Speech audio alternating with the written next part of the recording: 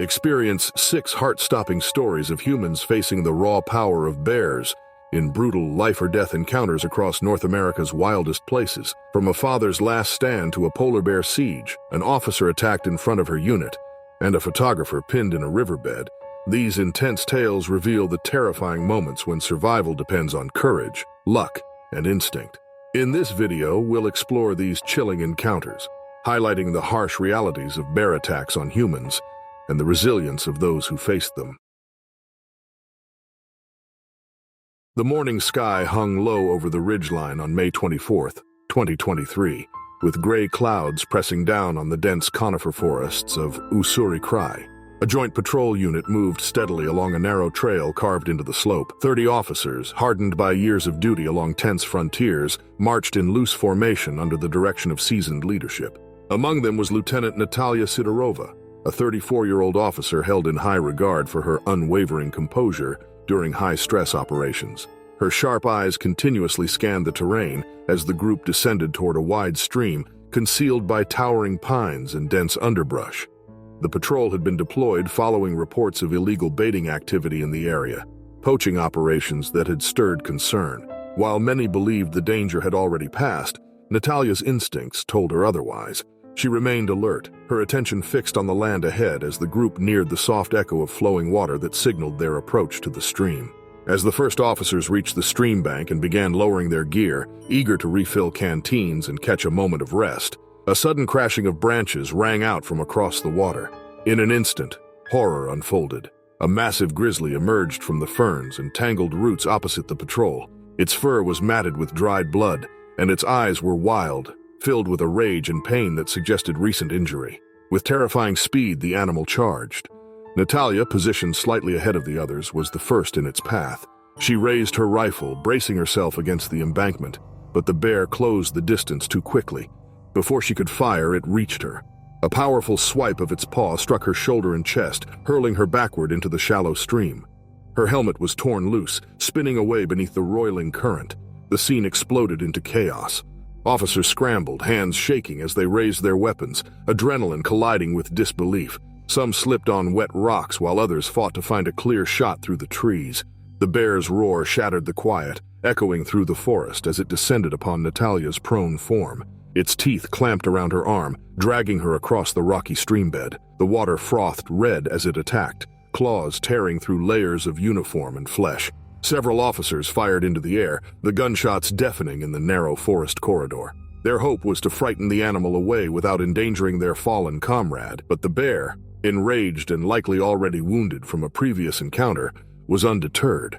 It pressed its weight down, pinning Natalia and rending her protective vest apart. Her torso was left vulnerable to the animal's jaws as it continued its relentless assault. The unit sergeant, a 42-year-old veteran marked by past combat, ordered his team to spread out along the embankment, attempting to gain a better angle for intervention. But the terrain fought them every step. Roots tangled underfoot, moss made every movement treacherous, and the cacophony of shouts and gunfire drowned out any coordinated communication. 2 young corporals who had trained under Natalia's guidance slid down the muddy slope in a desperate attempt to reach her. But the bear wheeled around with startling agility. Its jaws snapped within inches of them, and they fell back in fear, scrambling up the slope as mud clung to their uniforms. One raised a sidearm, but his trembling hands made aim impossible. The shots went wide, vanishing into the trees above. Meanwhile, Natalia's struggle was fading. Blood loss and shock set in rapidly, and her limbs grew heavy. The bear's movements were methodical, driven by instinct and frenzy. Bones cracked beneath its force as the forest around them seemed to fall silent, broken only by gunfire and the animal's guttural growls. Every passing second felt suspended in time. The officers watched, helpless, their weapons ineffective, their voices powerless to halt the devastation before them. When a second patrol team arrived, drawn by radio transmissions and the echoing gunfire, it was already too late. Natalia had suffered mortal injuries. Her body lay motionless among blood-slick stones, her uniform shredded beyond recognition. The bear, now aware of the growing number of humans encroaching, lifted its head. Its muzzle was stained red, and it stared at the newcomers with a low, rumbling growl. One officer fired warning shots into the ground near the animal. Whether startled by the sudden noise or overwhelmed by the new presence of shouting bodies, the bear reared up, bellowed, and then turned. It crashed back into the forest with branches snapping in its wake, a trail of disturbed earth and foliage marking its retreat. Silence followed. The officers converged on Natalia's location, lifting her gently from the water and placing her on a makeshift tarp. Her eyes were fixed, glassy, her breathing absent. Medics arrived by helicopter minutes later and began CPR immediately, fighting to stop the bleeding and revive her. But the damage was irreversible. After 20 minutes of exhaustive effort, she was pronounced dead at the scene. Her sacrifice had been witnessed by everyone present, etched into their memory. In the aftermath, as wildlife officials and investigators combed the area, they discovered several makeshift baiting stations rigged with rotting meat. These findings confirmed that poachers had been active in the area and had likely wounded the bear days before, leaving it in a state of pain and disorientation. The combination of injury and hunger had driven it into a violent, erratic state, making any human encounter a deadly one. Lieutenant Natalia Sidorova was posthumously awarded the highest commendation from her unit.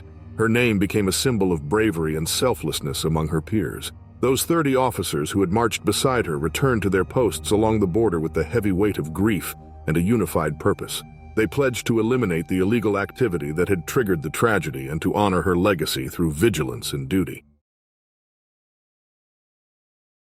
The night air outside the small wooden cabin was sharp and cold on that July evening in 2010, carrying the tang of salt from the distant sea and the soft rustle of swaying branches beneath a sky heavy with stars.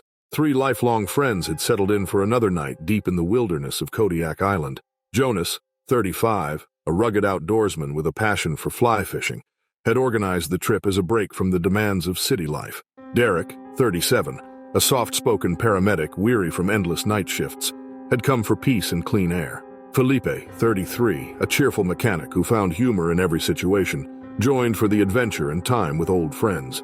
Their rented cabin stood alone on a moss-covered bluff, weathered timber, a single iron stove, and miles from the nearest settlement.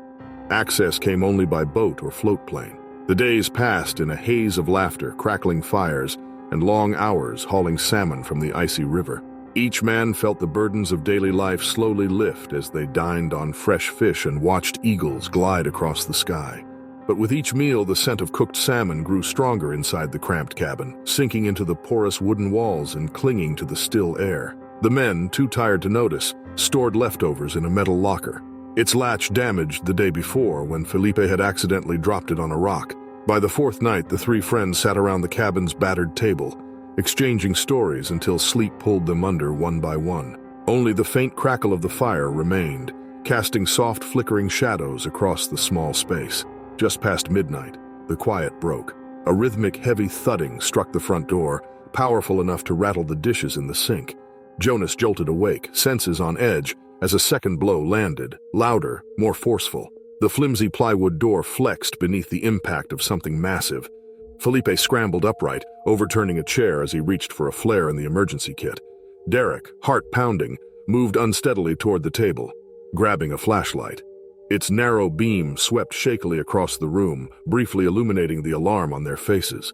Outside, deep rasping breaths and low snuffling sounds signaled what had come.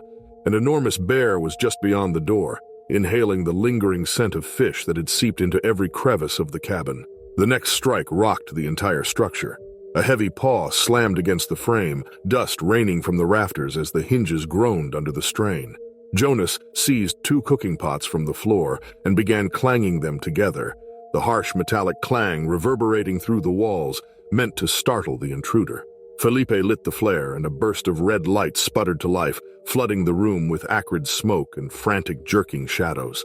The bear, a massive Kodiak with dark matted fur, came into view. Its eyes caught the light and reflected a wild glint. It showed no fear. Driven by hunger, the animal threw its full weight against the weakened door. The wood splintered and shattered with a crack, and the frame gave way entirely. The bear's massive head and shoulders forced their way inside, the door exploding inward in a burst of debris. The cabin plunged into chaos. Jonas kept smashing the pots, a hollow attempt at defense as the bear growled and stepped fully into the room. Floorboards splintered beneath its claws. The thick stench of damp fur and old wounds filled the air, and each snap of its jaws radiated brute force. In the corner, the cooler still held the last of their salmon. The bear fixated on it. Felipe waved the flare in a wide arc, its hissing light forcing the bear to hesitate. But hesitation wasn't retreat. With a deep, furious snarl, the bear lunged. One paw swung and struck the table, splintering it in an instant and sending Felipe crashing to the floor. The flare tumbled from his grasp and rolled under a bunk, its red light still flaring, smoke billowing across the ceiling. Derek, acting on instinct, grabbed the fire extinguisher from the kitchen counter. His hands shook as he pulled the pin, then leveled the nozzle and squeezed. A dense cloud of white chemicals burst forth, engulfing the bear's head and upper body in a choking mist. The animal bellowed in confusion, stumbling back as it tried to blink through the haze. It slashed the air wildly with its claws, catching Derek's leg in one swipe.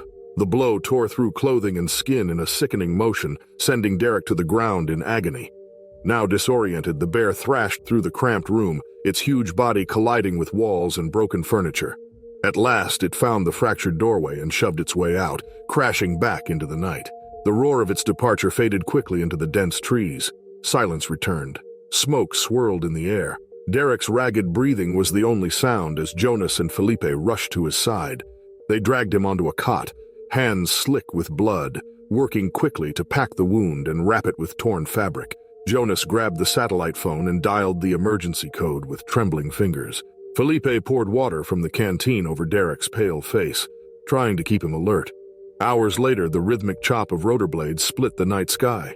A helicopter descended, searchlights slicing through the dark as medics rushed into the clearing. Derek was airlifted out, his two friends standing in the smoke-choked cabin, helpless but relieved. Later, rangers examined the site.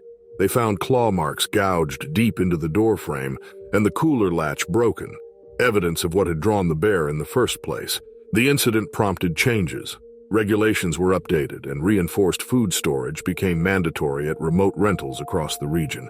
It was a lesson carved in fear and survival, one harrowing night that none of them would forget. The morning sun filtered through ragged clouds over the rugged slopes of the Chilcotin Range, casting shifting beams of light across a landscape of towering peaks, shadowed valleys, and winding trails that clung precariously to steep ridgelines. A backcountry ranger named Elise Warren, 29 years old and seasoned by 6 years of wilderness patrols, moved carefully along one such trail. Each step was deliberate as she checked trail markers and cleared minor rockfalls left by recent storms. Her pack, heavy with supplies for a 3-day solo patrol, felt familiar against her back, reassuring even. The isolation brought a rare sense of peace, far from the bustle of ranger stations and crowded base camps. The crisp air was rich with the scent of damp earth and pine as she hiked on September 2nd, 2019. Her boots crunching steadily over loose gravel that shifted with every step. As the trail climbed higher, it narrowed into a knife-edge path pressed against a sheer cliff, where a single misstep could lead to a fatal fall. Elise paused at each switchback, scanning for signs of erosion or fallen debris. Her radio occasionally crackled with distant updates from trail crews working miles away. Reaching for her water bottle, she took a sip and rounded a sharp corner etched into the mountainside by decades of hikers and storms. There, in the quiet solitude of the high country, she came face to face with a grizzly sow standing just 20 feet away. Two small cubs peeked nervously out from behind the powerful arc of their mother's legs.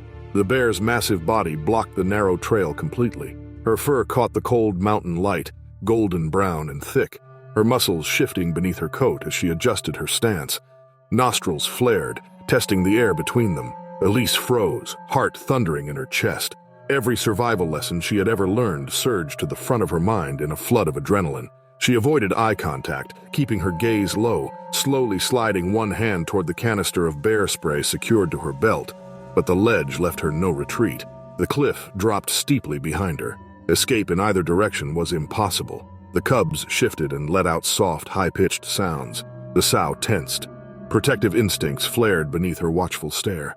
The air between them was charged, brittle. Each breath stretched painfully long.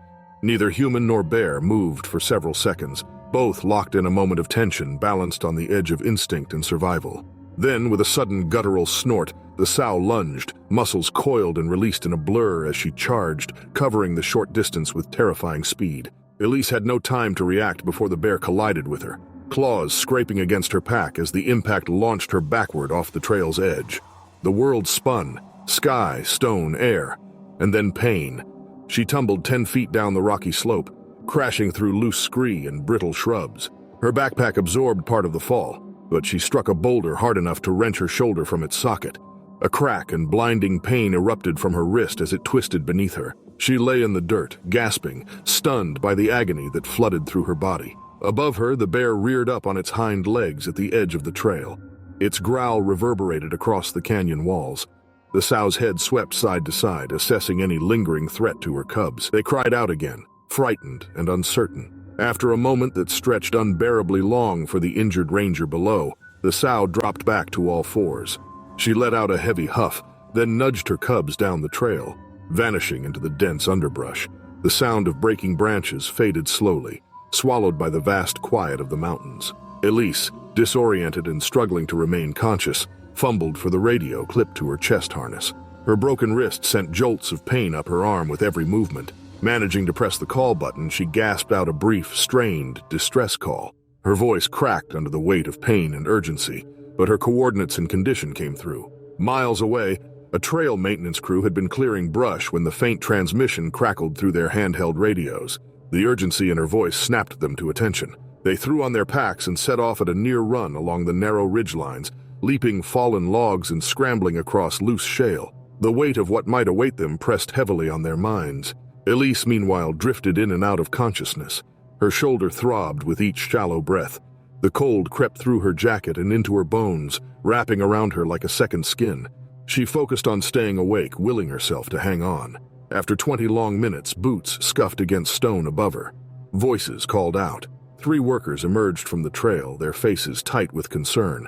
They spotted her and carefully descended, checking for loose rocks as they reached her side.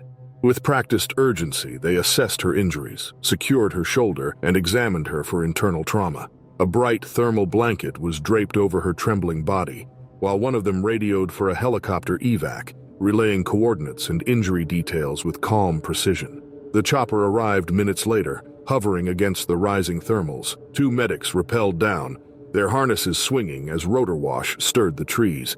They stabilized Elise, loaded her onto a stretcher, and winched her carefully into the aircraft.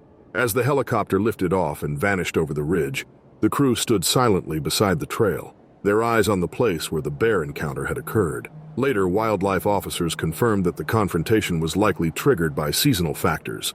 An early berry crop combined with lingering snowpack had compressed bear activity into the same altitudes and paths used by hikers. The section of trail was closed indefinitely. New safety protocols were reviewed and expanded to prevent future close-range encounters. Elise's survival and recovery stood as a stark reminder of the unpredictable risks that come with wilderness work. In a landscape shaped by beauty and danger, even the most experienced ranger is never truly beyond reach of the wild forces that live there. On the evening of September 14, 2024, the quiet hush of late summer settled over a remote stretch of a popular mountain trail in North Carolina, where 42-year-old Brian Hensley and his 12-year-old daughter, June, had paused at a secluded backcountry campsite nestled deep among ancient oaks and whispering pines. The sun dipped behind the ridgeline of the Blue Ridge Mountains, casting long shadows across the mossy earth as father and daughter shared a simple meal of instant noodles and trail mix. Steam curled from their camp stove while insects began their nightly chorus in the growing dusk. Brian, an experienced backpacker with years of trail time, had selected this isolated spot to give his daughter a taste of the quiet wilderness he cherished so deeply. June, bright-eyed and small, sat cross-legged on a foam mat, watching her father move efficiently through the end-of-day routine. His hands were steady as he packed utensils and secured their gear against the damp air that settled with nightfall. They spoke softly of constellations and the long day's hike, lulled by the soothing rustle of wind in the trees. Neither noticed the faint cracking of twigs beyond the lantern's pale glow, nor the subtle shift of shadows at the tree line that signaled the approach of a large male black bear, drawn by the lingering scent of cooked food drifting through the forest. The animal, powerful and heavy with muscle beneath a thick, dark coat, moved slowly into the clearing. Head low, eyes fixed on the remains of dinner, it approached with deliberate caution. June saw it first, its enormous form emerging silently from behind a tangle of rhododendrons. Its eyes reflected the lantern's light with an unnatural gleam. She gasped and froze, alerting her father. whose head turned sharply as his expression changed from calm to alarmed in an instant. Brian stepped between his daughter and the bear, raising his arms and shouting while waving with urgency, a tactic meant to appear large and intimidating. But this bear did not retreat. Unlike others Brian had encountered on trails over the years, this one advanced step by slow step into the center of camp. Its nostrils flared, reading every trace of the tempting scent clinging to the air. His voice sharpened, filled with intensity as he attempted to drive the animal off, placing himself squarely in its path. Then, in a sudden blur of motion, the bear lunged, dark fur and raw strength crashing forward. Its paw struck Brian with brutal force, claws tearing through his jacket and into flesh. He was thrown backward into the dirt. Though wounded, he scrambled to his feet and tried again to shield his daughter, but the bear returned to him with relentless aggression, biting, clawing, striking. Each movement was fast and violent, driven by instinct and hunger.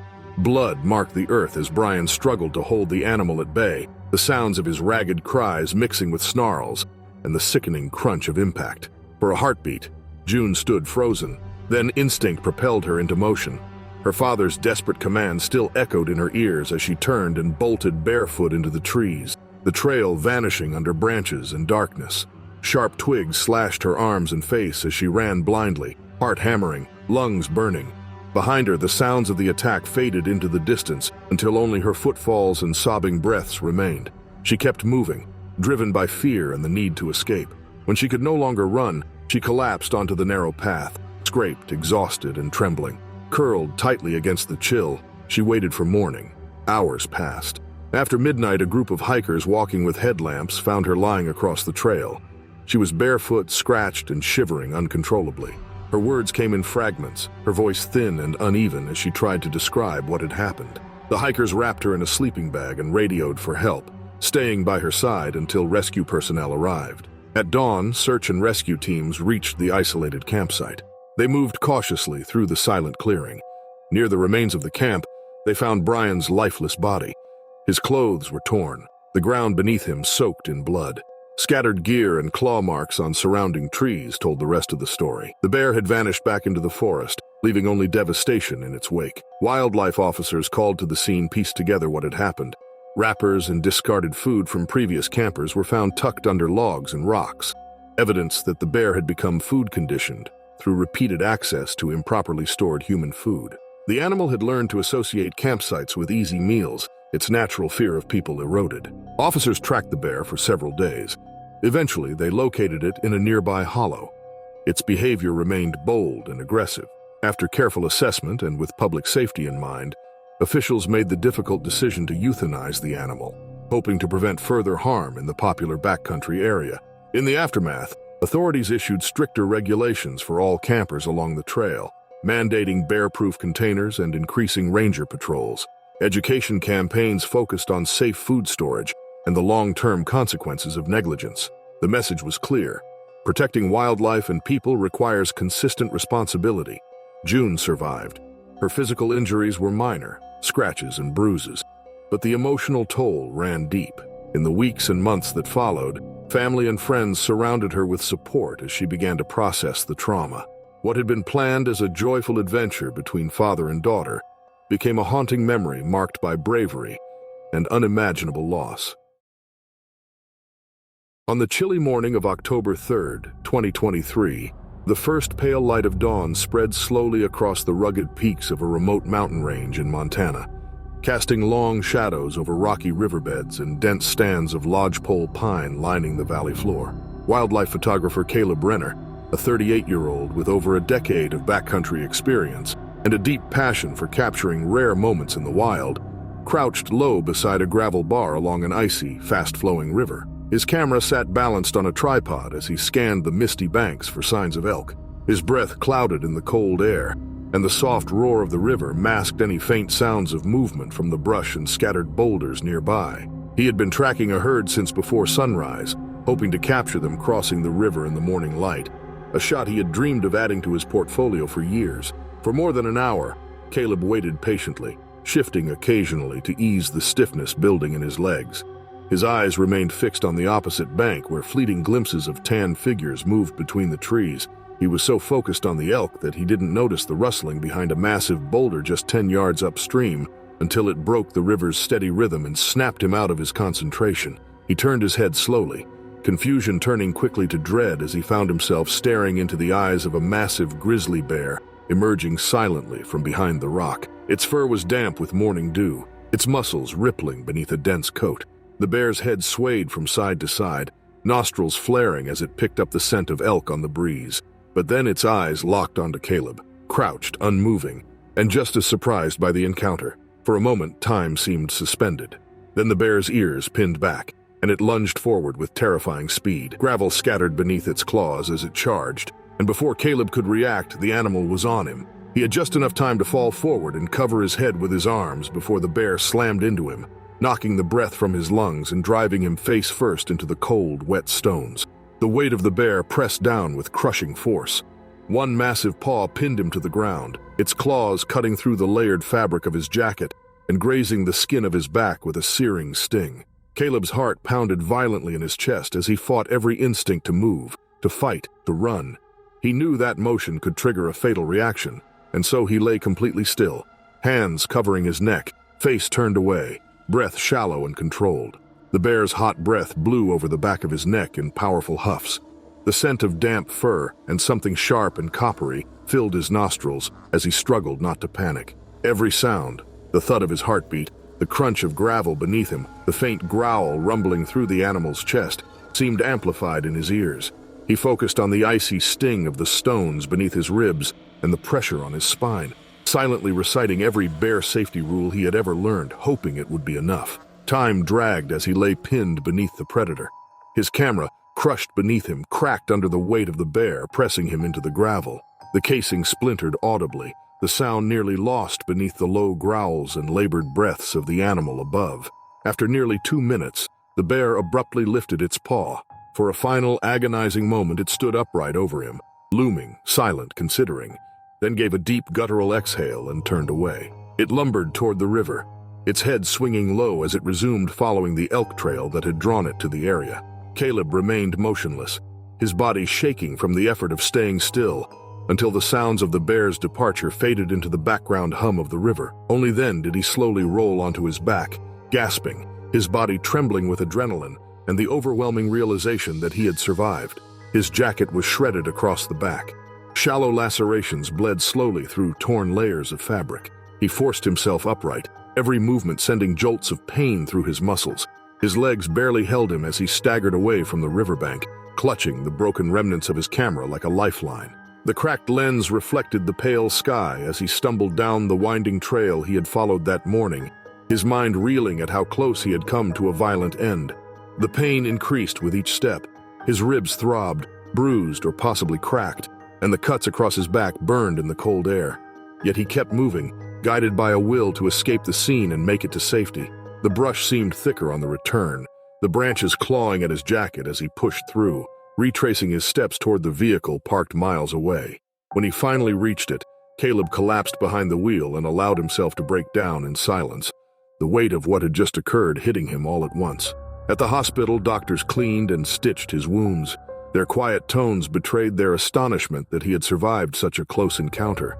Wildlife officials later confirmed that the bear had likely been startled and charged to assert dominance. It had not been a hunting attack, but an instinctive reaction to a perceived threat. They credited Caleb's motionless response, playing dead, as the key reason the encounter didn't turn fatal. In the following months, as Caleb recovered physically and mentally, he began sharing his story more widely. What started as a personal experience transformed into a mission to help others understand the risks of wilderness travel and how to prepare for sudden encounters. He started offering bear safety workshops across Montana, speaking to hikers, hunters, and fellow photographers. He often brought his shredded jacket along, its claw marks now a visceral reminder of how quickly a peaceful morning in nature can turn into a fight for survival.